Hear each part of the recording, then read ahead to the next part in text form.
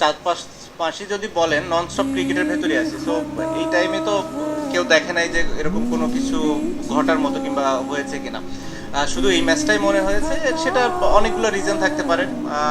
একটা রিজন থাকতে পারে যে আমি এখানে লেট আসার কারণে স্বাভাবিকভাবে ওরকমভাবে ট্রেনিং করার সুযোগ পাইনি। দ্বিতীয় হতে পারে যেহেতু কাউন্টিতে আমি ওখানে অনেক ওভার বোলিং করেছি, এতদিন পরে এত বেশি ওভার বোলিং করার পরে মেবি বডি একটু টায়ার্ড ছিল, মেবি ফিঙ্গার একটু টায়ার্ড ছিল, স্ট্রেংথ একটু কমে গেছিলো। সো অনেক কিছুই হতে পারে, মেবি রিদমটা যেভাবে দরকার ছিল ওভাবে ছিল না। এই রিজনগুলোই নর্মালি আমি ফিল করি যে ছিল। মেবি আমার হয়তো অত ভালো মানে কি মানে ভালো বোলিং না করার পেছনে স্বাভাবিকভাবে যে কোনো ক্রিকেটার যদি তারা আশানুরূপ পারফরমেন্স না করে এরকম কথাগুলো উঠতেই পারে, এবং এটা খুবই স্বাভাবিক বলে আমি মনে করি। এটা অস্বাভাবিক কিছু না।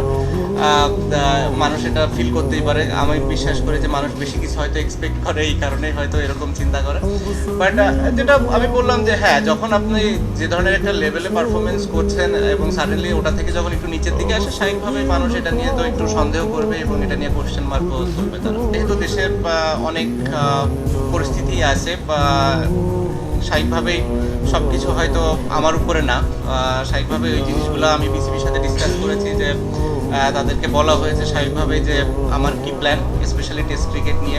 এই টেস্ট এবং হোম সিরিজ আমি মানে যেটা ফিল করেছিলাম যে আমার লাস্ট সিরিজ হবে টেস্ট ক্রিকেটে স্পেশালি। সো ওইটা নিয়ে আমার চিন্তা ছিল, এবং এভাবেই ফারুক ভাইয়ের সাথে এবং বোর্ডে সিলেক্ট